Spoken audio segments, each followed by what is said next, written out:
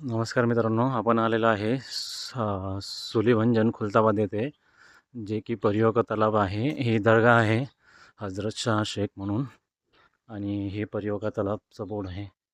आपण जाऊया मध्ये. आपल्याला इथे एक महादेवाची पिंड आहे, जिथं आपल्याला दर्शन घ्यायचं आहे. की एक्झॅक्ट दिस ॲक्च्युली बाहेर आहे, पण ती गेटच्या. आपण जाऊया तिथं आणि दर्शन घेऊया. हे जे दिसतंय समोर तुम्हाला, हे आहे खाली महादेवाची पिंड. हे आहे नाही, हे आहे महादेव पिंड.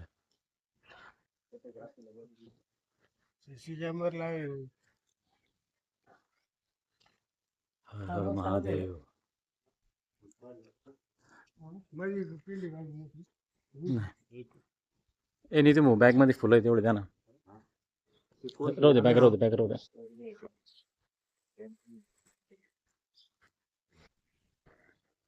सर, हर महादेव.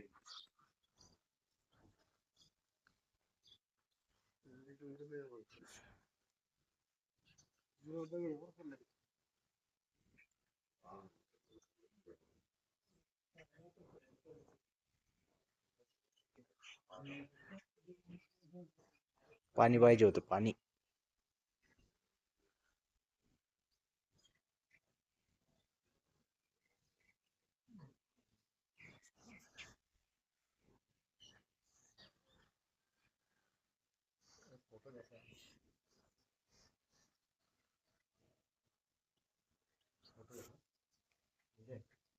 दोन्ही पण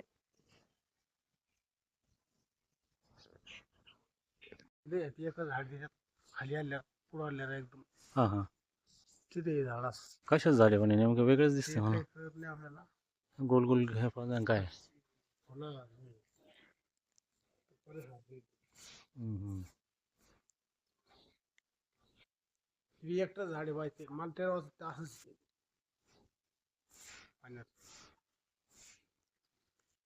किती दाट झाली ती. हम्म.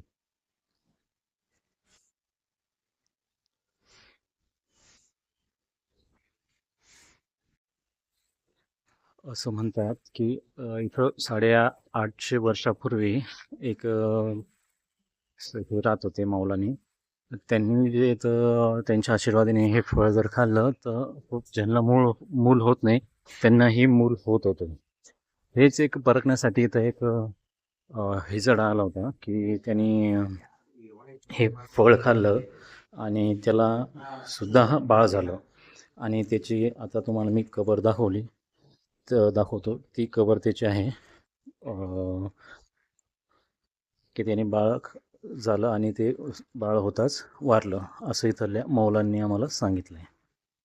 फळ खाल्ल्यानंतर हिजड्याला हे बाळ झालं होतं, तर ते बाळ झालं आणि ते वारलं, तर त्याची कबरही इथं आहे आणि ती बाळाची कबरही खाली आहे. हे ते फळ आहे, आपण ज्याविषयी आता बोललेलो आहे त्या झाडाचं फळ आहे, जे खाऊन हिजड्यालाही मूल झालं होतं. बाहेर येतानाच बघितलं की इथं मोठमोठ्या ज्या आहेत त्या लोखंडी कढाया आहेत बहुतेक, की ज्या खूप मोठ्या आहेत. मला वाटतं ह्या आधीच्या काळामध्ये राजे महाराजे जे आहेत आपल्या सैन्यांसाठी जेवण म्हणावा किंवा स्वयंपाक म्हणावा, याचा हा प्रयोग याच्यात वापर करत असेल. मल्टीपर्पजसाठी हा असू शकतो. ह्याच पॉईंटला आलो आहे जिथून आपण खुलताबाद मार्गे जातो सरळ, आणि हा आहे सुलीभंजनला जाण्याचा मार्ग. आणि आता परिहोका तलाव जो मॅच साईडला पण बघितलं आपण आलोय, तो परिहोका तलावचा रस्ता. तिथं जाण्यासाठी सिमेंट रोड भरपूर प्रकारे मोठा झालेला आहे आणि थोडासा बाकी आहे काम. पहिले येण्यासाठी खूप असं दगडाचा रस्ता खराब असल्यामुळे जीवावर यायचं, आता तरी छान वाटतंय. आणि इकडं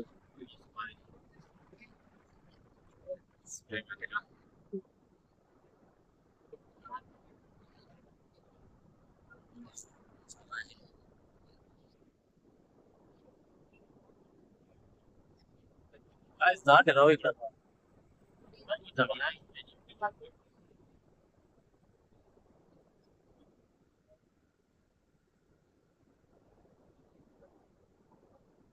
स्पायडर वगैरे आपण डबल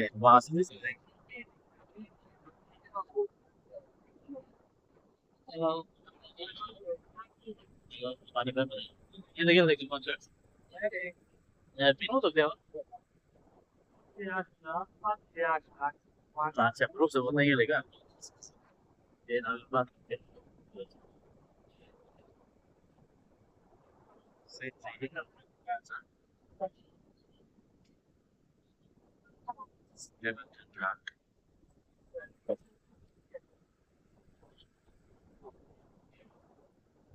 छान फुलं आहे.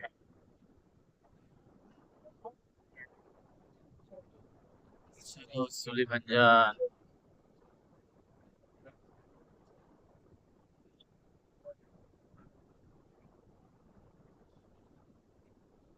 दिवसा बी चंद्र दिसू लागला पाहिजे.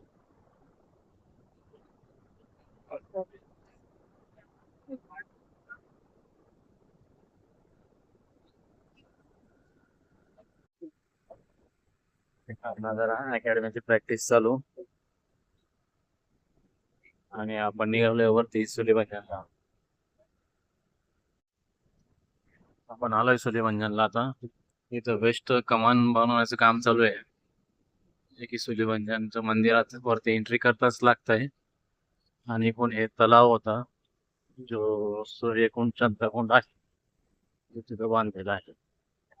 हे आहे महादेवाचं मंदिर जेथे की हनुमानाने तपस्या करून महादेवाला प्रसन्न केलं होतं. आपण बघूया थोड्या वेळाने त्याला येऊ. आणि कुंडाचंही काम चालू आहे. आणि आपण तिथे एक राऊंड मारूया. बसण्यासाठी स्पॉट केलाय भारी.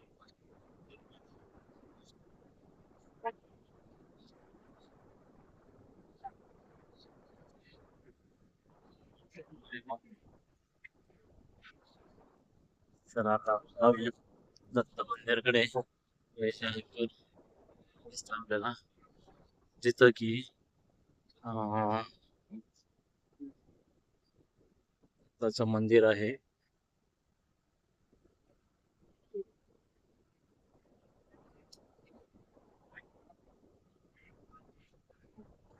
पाण्याची पाईपलाईन आणली इकडे पाणी. मोठं सेट झाला बघ इकडं वरती बांध. लय दिवस झाले आपण आलो नाही. तो बांधकाम भरपूर झालं इकडे आता. अजून इथं भरपूर बांधकाम चालू आहे. मंदिराचंही बांधकाम चालू आहे. स्पॉटला आपण आलोय जसं की आता खाली डेव्हलपमेंट चालू आहे. इकडेही बनतंय बेस्ट रूम वगैरे काही असेल. आणि हे दगडामध्ये मला वाटतं पायऱ्यांचं काम चालू आहे. हा चालूच आहे काय. हा मार्ग एकदम छोटा केलाय. पहिले खूप मोठा दिसत होता. दोन्ही साईडने रस्ताही खूप मोठा झालाय आता. हा हे सुलीभांजन मंदिर. चला तर आपण मध्ये जाऊया. इथे एक दगड होता सर, ते कुठं ठेवला? हा इकडे बाजूला ज्याचे सप्त आवाज म्हणजे 7 आवाज निघतात या दगडातून. हा तो दगड आहे. आणि हा आहे सभामंडप. उंबराचं झाड.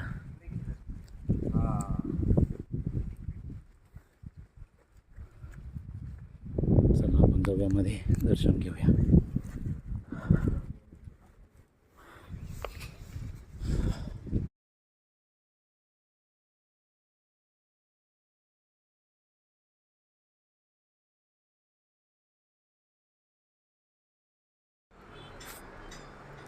ही ती शिला आहे मित्रांनो, जिथं एकनाथ महाराजांनी तपश्चर्या केली होती. आणि त्यांना त्या सप्त आवाजाच्या जो दगड आहे त्यावरती गुरुदेव दत्तांनी दर्शन दिले होते. हे आहे सुलीभांजांचं प्रसिद्ध दत्त मंदिर.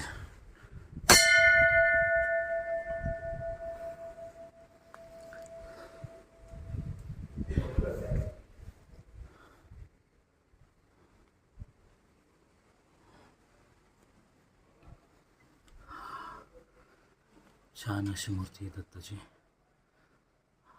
बघून घ्या, दर्शन घ्या सर्वजण. आपणही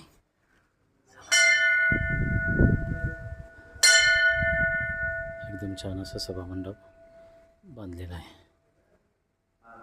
चला एक नजारा दाखवतो तुम्हाला छानपैकी. आहे मंदिराच्या साईडने. एकदम आपण उंच टेकडावर आहे. हा आहे खालचा नजारा एकदम छान बघा. हे डोंगर एकदम छान.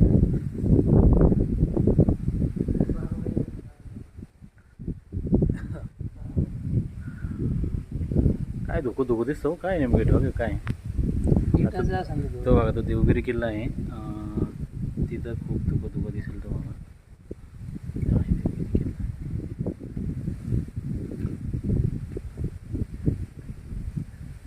हे वीट भट्टींचा धुवा निघतो जो तो खूप मोठा धुवा इथे आहे, त्यामुळे इकडं एकदम वाईट दिसतोय.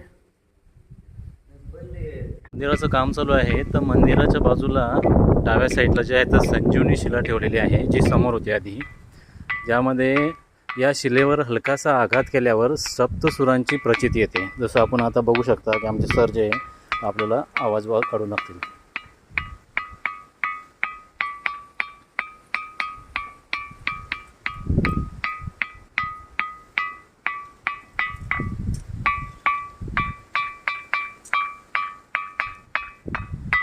वेगवेगळे प्रकारचे आवाज आपल्याला येतात याच्यावरतून.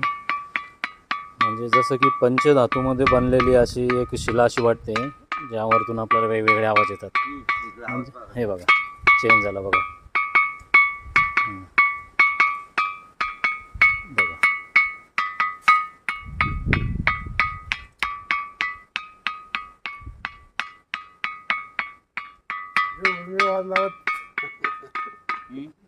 आवाज जास्त येईल. आवाज म्हणजे हलकासा आघात करायचा प्रत्येक ठिकाणी वेगवेगळा. हां बघा म्हणजे वेगवेगळा आवाज येईल काय काय.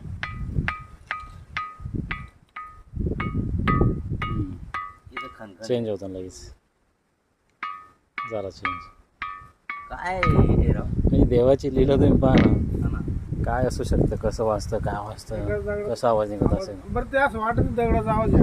हा ना, धातू याच्यामध्ये धातूचाच प्रकार आहे, तो धातूमुळेच तसा आवाज आहे. हा हे भारी एकदम नजारा आहे. हे सूर्यकुंड आणि चंद्रकुंड म्हणून असं आहे सर हे, पण मला वाटतं हा एकच कुंड आहे की नाही. आणि आपण जो परियोगात आला म्हणलं का तो एक कुंड असायला हवा.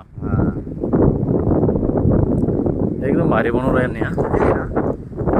हे ठिकाण असं आहे, चारही बाजूनं पाणी येऊन येतं एका ठिकाणी. हा म्हणजे सगळीकडून उंच भाग आहे. हा सगळी आणि सगळ्यात खोल भाग जो आहे तो हा कुंडाचाच आहे. आणि तिथून येऊन पाणी पडून निघून जातं. प्रसादाला काहीतरी झालं समजा इथं आता मोठं बनवलं आहे.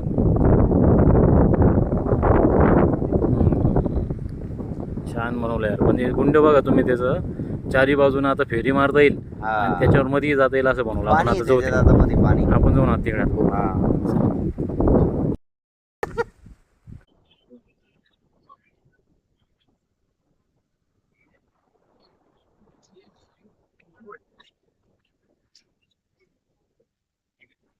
चला आपण आलोय आता चंद्रकुंड सूर्यकुंड इथे वाचण्यासाठी.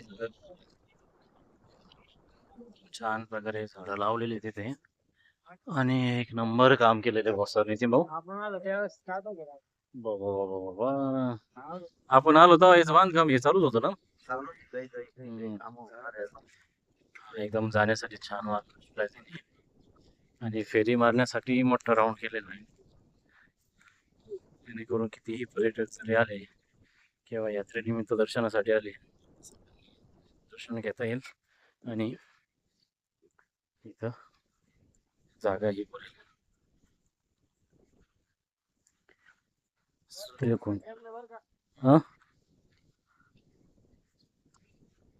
इथं एक दोन कुंड आहेत, जे की एक सूर्यकुंड आहे आणि एक चंद्रकुंड आहे. भरपूर मोठा एरिया कव्हर केलेला आहे. आणि हे कुंड आहे त्यामध्ये आता सध्या पाणी पण आहे. यातलं एक चंद्रकुंड आहे आणि एक सूर्यकुंड आहे. मला वाटतं हे मोठं आहे, सूर्यकुंड असायला हवं आणि हे चंद्रकुंड असायला हवं. स्वच्छता राहील आता भरपूर बनवलं भारी. विहीर होती ना सरी, विहिरी सारखं प्रकार होते इथं. एक कोणता होतं विहीर,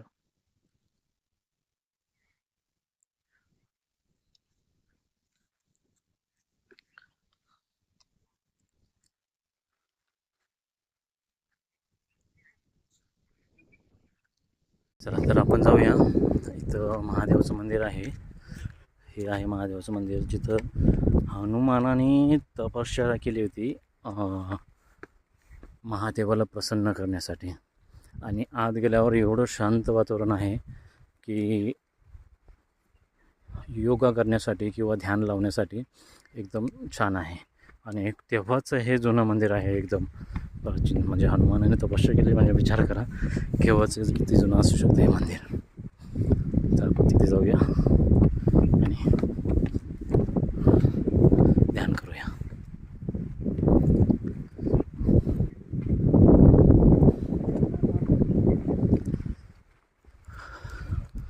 हे दत्ताचं मंदिर जिथं की एकनाथ महाराजांना जे आपण शिळा वाजवली का सात आवाज निघतात त्यामध्ये त्या शिलेवरती एकनाथ महाराज यांना देवदत्त हे प्रसन्न झाले होते.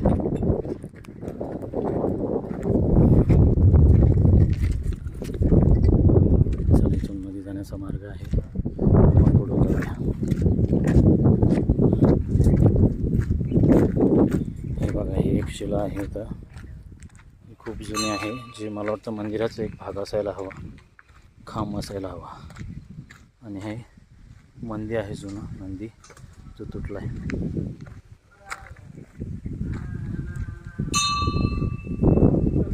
इथं आम्ही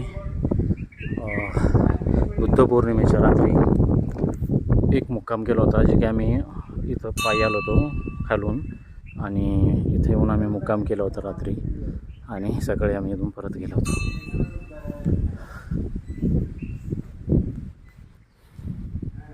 हर हर महादेव.